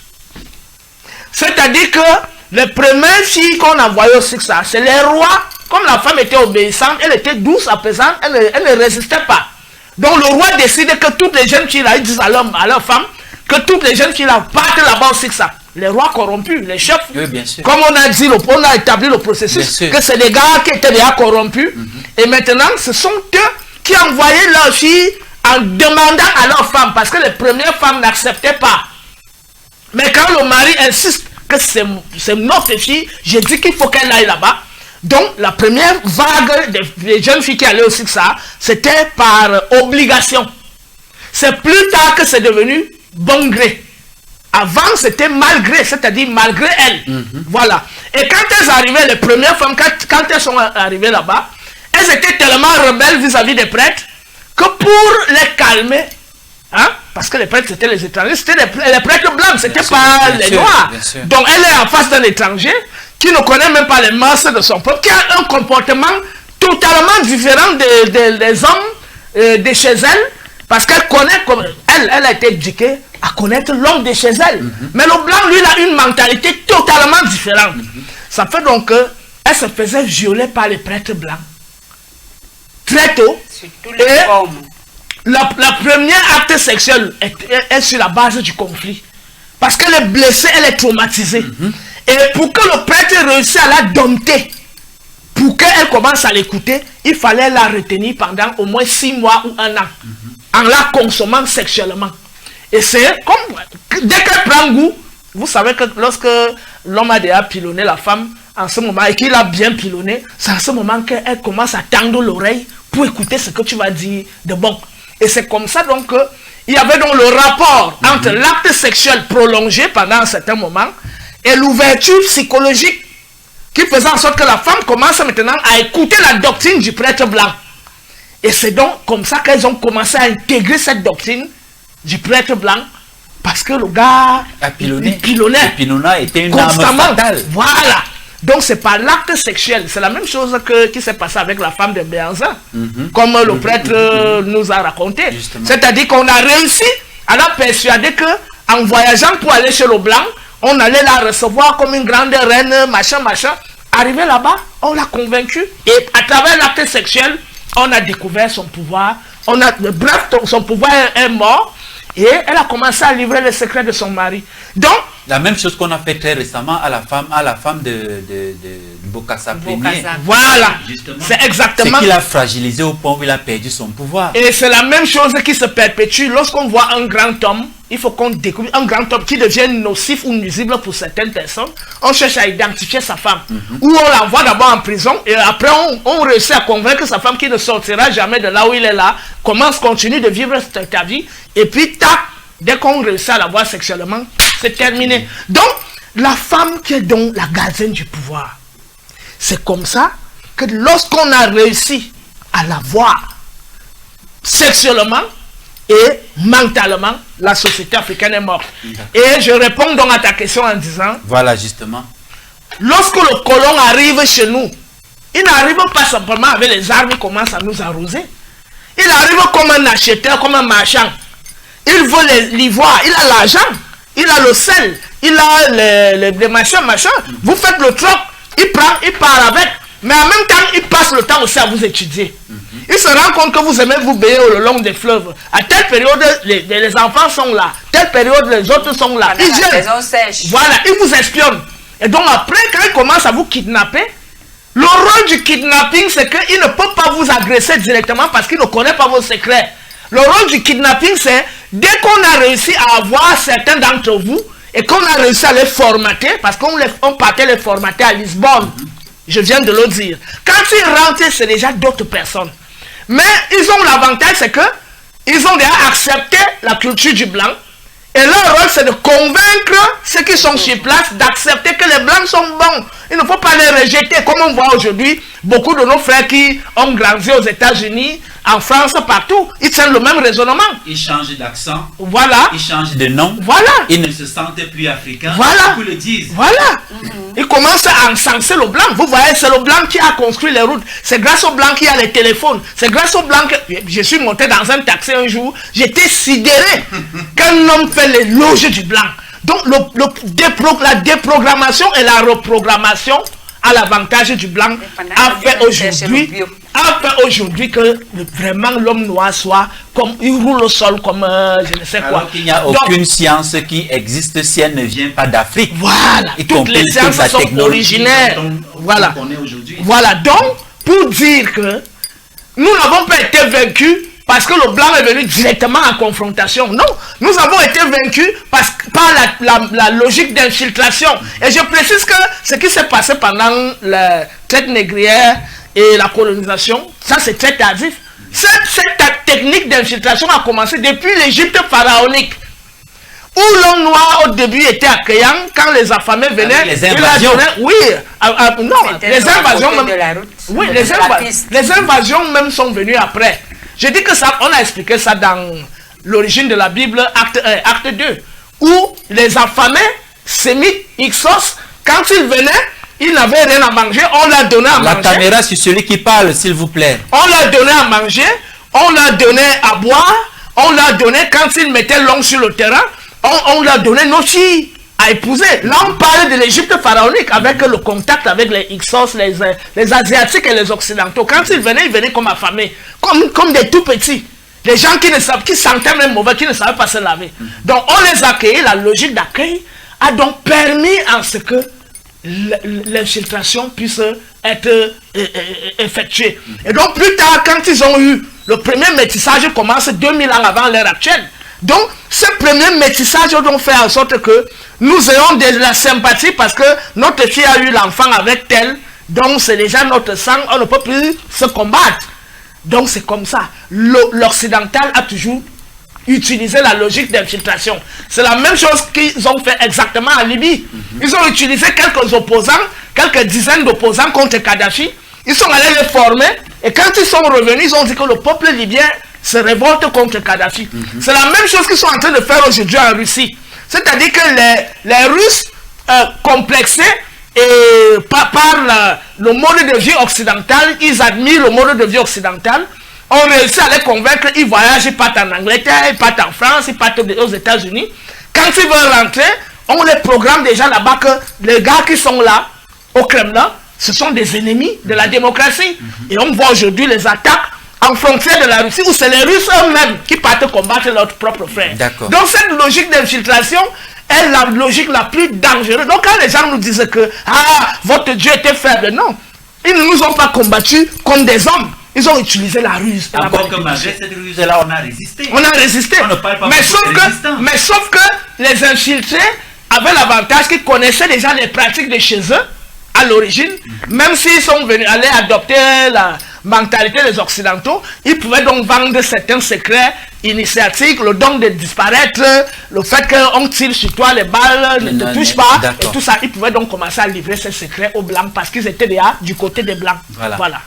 Alors, Matriarche, on se rend donc compte aujourd'hui, après tout ce que tu as développé tout à l'heure, que le mode de vie de nos jeunes filles aujourd'hui est aux antipodes avec le mode de vie de cette époque-là. Alors, qu'est-ce que le Muvungu fait aujourd'hui pour continuer d'apporter cette éducation-là à nos jeunes filles pour espérer avoir la société qui a toujours été la nôtre à cette époque où l'Afrique était belle et splendide?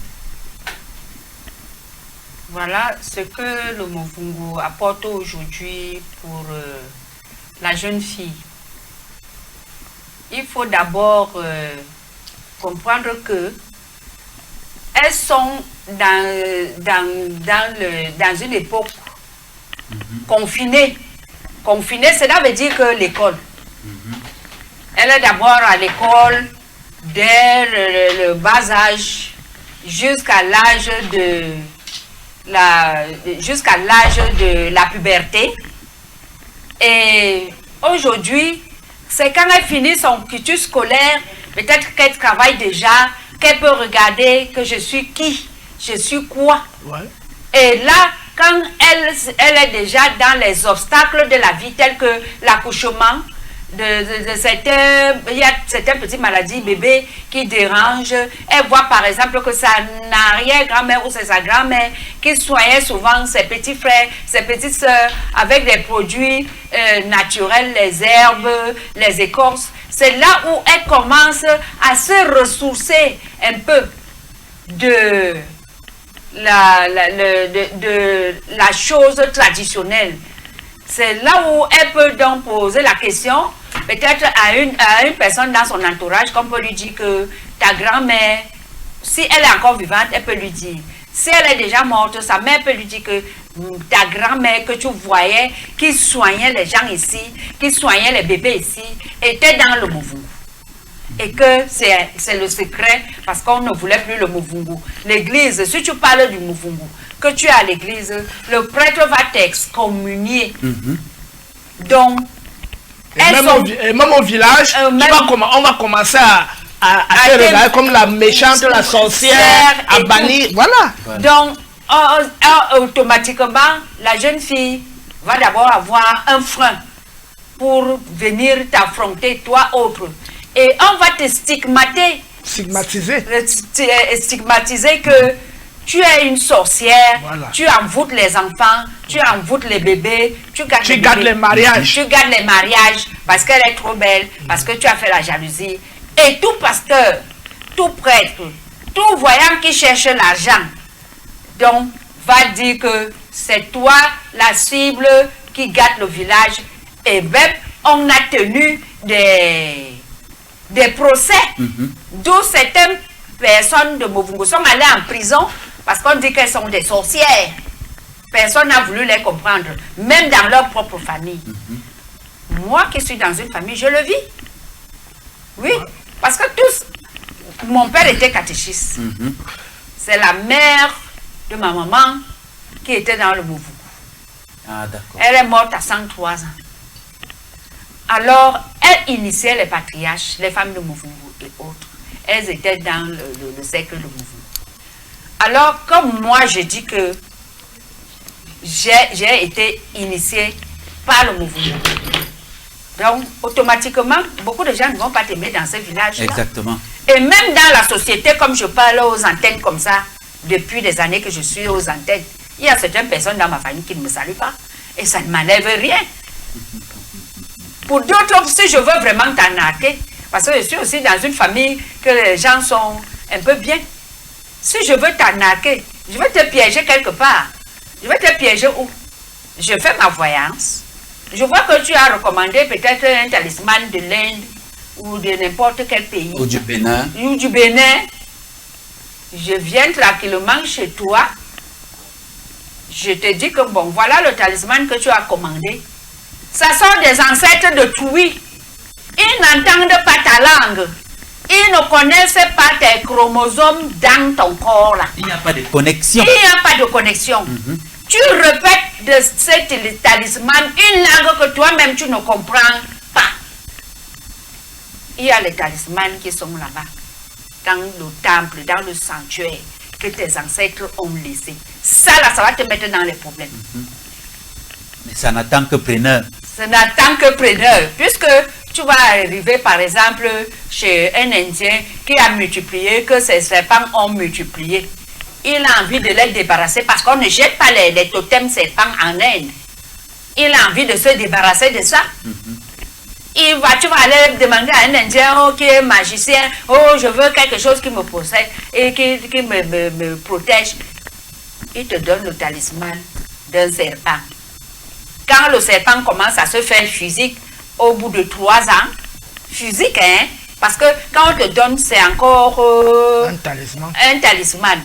Maintenant quand ça devient fort, ça veut dire qu'il faut faire très attention aux choses qu'on commande, soi-disant pour nous protéger. Voilà.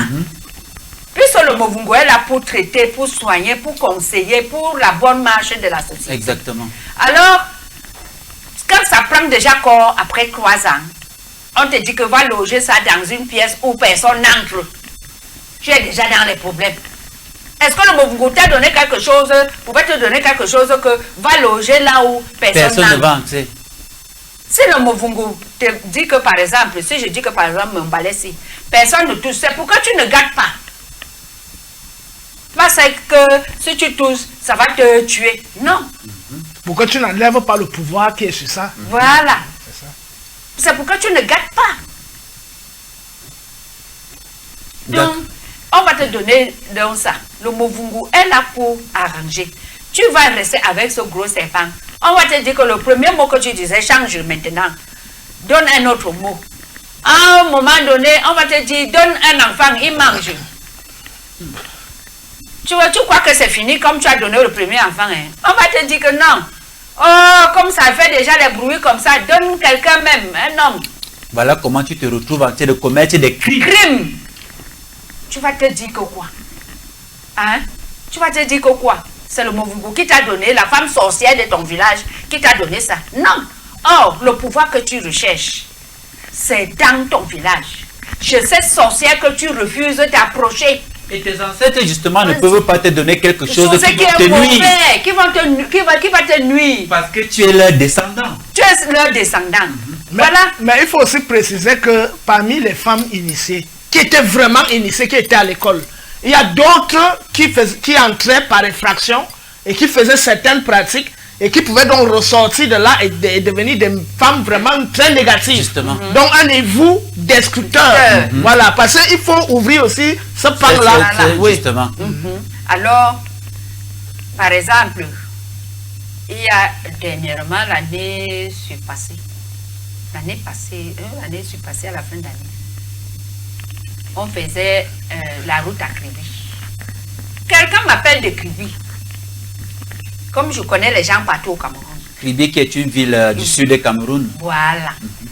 Quelqu'un m'appelle et me dit que la mère, on va lever un totem ici, comme on est en train de faire la route. J'ai ri, je dis que tu entends régulièrement, on commande en Europe le talisman de la magie noire.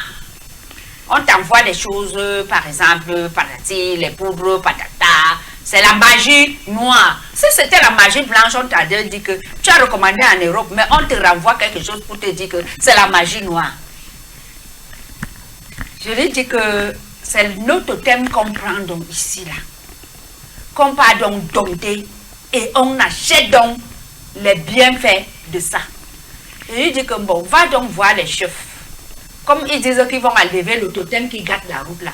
Va voir les chefs qui font souvent les ngondo, qui font souvent les rites dans l'eau là. Va les voir.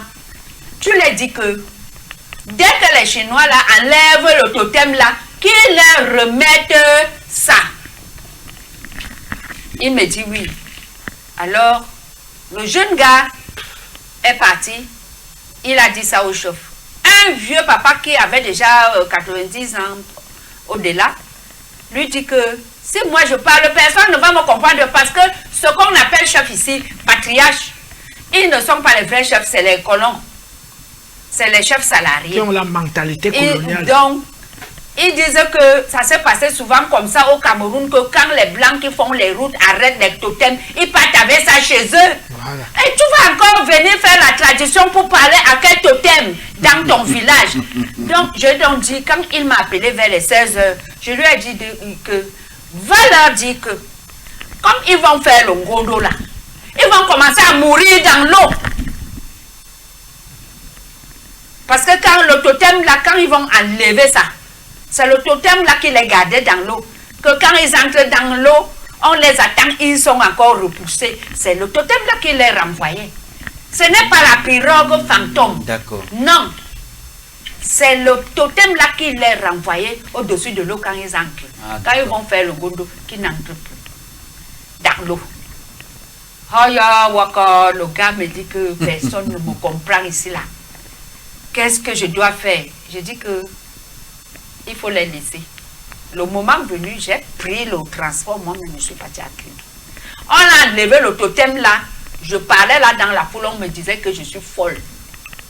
Je leur disais que le totem que vous laissez les Chinois, parce que si le totem-ci était un mauvais totem, ils tuaient ça, ils laissaient ça ici. Exactement. Mais justement, ils sont venus avec l'aquarium. C'est votre puissance ancestrale qui part avec en Europe là. C'était quoi un serpent? Ce n'était pas un serpent. C'était un truc comme un poisson. C'était comme un homme. Ça avait la barbe. C'était comme le bouc. Ah, vraiment. Ça avait la barbe, c'était comme le bouc. Ouais. Ils criaient, ouah, ouah, ouah. Ils ont mis dans l'aquarium. Ils sont partis avec. Incroyable. Alors, voilà que beaucoup de choses, ils ont enlevé comme ça. Ce qui était mauvais, ils tuent. Ce qui est mauvais, quand les Blancs enlèvent ça, ils tuent. Mais ce qui est bon, ils prennent. Partent avec. Oui, ils partent avec. Et il y a une chaise qu'on a encore négociée en 85. J'étais encore bien jeune, bien brillante. Quand le patriarche là m'a vu à Bafoussam, il me regarde comme ça là, il rit. Je lui dis que je connais là où la chaise qu'on a pris. Ça ne doit pas voyager pour l'Europe. Je sais là où c'est. Je connais là où c'est. Allons chercher. Quand on est venu, on a vu le blanc là, ingénieur de pont et chaussée. On a fait un procès. quand on a dit au blanc que nous aussi on va travailler, que l'avion même là ne bouge pas, il a dit que pour ça, je veux 1 kilo d'or. Oui, on a cherché, on a donné. Mathias, ce qu'on va faire, c'est que... Donc, la suite... Comprenez que la suite, les femmes de Movungu, la suite de l'histoire sera racontée. Pour qu'on arrive au niveau où on ne peut pas te corrompre. C'est ça. La jeune fille, quand elle va venir se faire initier, c'est pour ses égos, c'est pour ses besoins, c'est pour... Elle ne peut jamais s'investir de pouvoir pour rien. Alors que c'est ça, quand d'autres même ne finissent pas leur initiation. Donc elles viennent chercher leurs besoins personnels. Oui. Et non pour la communauté. Non pour la communauté. D'accord. Et là, quand tu présentes ça, nous par exemple, on va voir ton cœur. Tu ne vas même pas voir le bout même. Dans les arcanes même du rite. Du rite, tu ne vas pas voir. Tu ne vas pas voir. Même si je force, tu ne vas pas arriver là-bas. D'accord, Mathias, nous sommes arrivés à la fin de l'émission. Je vais te poser une dernière question avant de donner la parole également au frère Todd pour la conclusion. Est-ce que vous continuez d'initier les jeunes filles au Movungu? Est-ce qu'il y a des conditionnalités pour faire partie du cercle initiatique Movungu? Oui, on continue à initier les jeunes filles au Movungu. Mais avec la permission de leurs parents. De leurs parents, parce que si tu as un parent, tu as une maman, tu as un papa, tu as des sœurs. Si tu es orpheline, tu as des sœurs. Si tu n'as plus de sœurs, tu peux avoir des cousins dans ton village pour savoir quel est ce que tu vas... L'initiation que tu vas subir. L'initiation que tu vas subir là. Qui va t'accompagner, parce que c'est pour la société, c'est pour le bien de la société. Exactement. Il faut bien que quand tu viens, on vient fêter, on te dise, qu'on dise aux populations que désormais, vous avez une matriarche qui est capable de faire telle chose, qui est capable de régénérer votre village dans telle ou telle ressource humaine. Donc, on continue à initier les femmes au Movungu.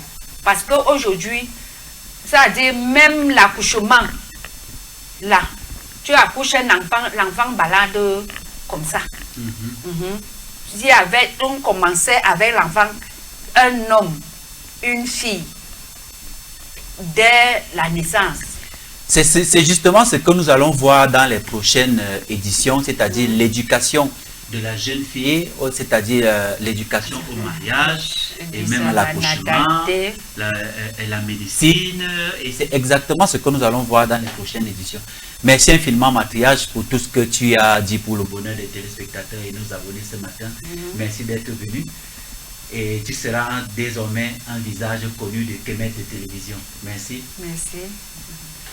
Prêt pour sortir?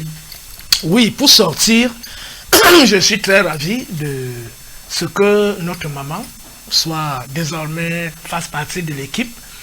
Car aujourd'hui, lorsque nous voyons nos jeunes filles, lorsque l'homme veut parler à la femme, il lui dit ceci, elle dit plutôt le contraire. Il lui dit telle chose, elle dit plutôt le contraire. Les femmes bagarrent avec nous. Les femmes maintenant, égalité homme-femme. Le féminisme, et elle pense que le féminisme est une bonne chose pour elle. Il y aura des émissions justement où la maman va intervenir sur ces histoires de féminisme. Mais si l'homme aussi dit quelque chose qui ne va pas en droite ligne avec l'épanouissement de la famille, non, c'est de la responsabilité de la femme aussi, n'est-ce pas, d'attirer son attention? Non, je suis d'accord. C'est-à-dire que tout ce qui concerne la construction de la vie, la perpétuation de la vie, la création de l'harmonie, la femme, c'est elle-même qui doit donner ce genre de conseils. Mais lorsque tu dis à ta femme, par exemple, que je n'aime pas tel type d'habillement, le fait d'exposer ton corps, tu es déjà avec quelqu'un, tu dois te responsabiliser dans la tête. Arrête de croire que tu es dans le film porno, tu lui parles comme ça, elle ne comprend pas. Tu dis à ta femme, bon, là je ne parle pas de celle qui est mienne, je dis beaucoup de filles aujourd'hui ont sombré dans la prostitution, dans la dépravation des mœurs, elles sont allées jusqu'à dire le mariage n'est pas une fin en soi, faire les enfants n'est pas une fin en soi. Parce qu'elles sont déjà arrivées à ce niveau-là. Donc, il y a des filles qui rêvent avoir beaucoup d'argent, voyager, même si elle n'a pas de mari, même si elle n'a pas d'enfant, ça ne lui pose aucun problème. Et on voit de plus en plus, hein. Oui. Ça ne cadre pas avec le contexte socio-culturel de l'Afrique. De l'Afrique. Bon, posons-lui simplement la question. Toi, tu ne veux pas te marier. Tu ne veux pas faire d'enfant. Mais pourquoi tu existes? Suicide-toi. Parce que tu refuses la vie. Tes parents t'ont donné la vie. Si tes parents t'ont permis d'exister, et que toi tu estimes que l'existence ne doit pas se poursuivre, mets fin à ta vie clairement. Et c'est la même chose qu'on va dire. Si tu ne permets pas à tes enfants d'être bien éduqués, parce que c'est l'avenir de demain, c'est une meilleure société pour demain, suicide-toi. Parce que tu fais les enfants pour rien. Tu fabriques des prostituées, des brigands, et c'est quoi? Des futurs homosexuels. Donc, les parents, les jeunes filles qui disent aujourd'hui, le mariage n'est pas une fin en soi. Avoir les enfants n'est pas une fin en soi. Moi, je veux toujours avoir mes sons debout.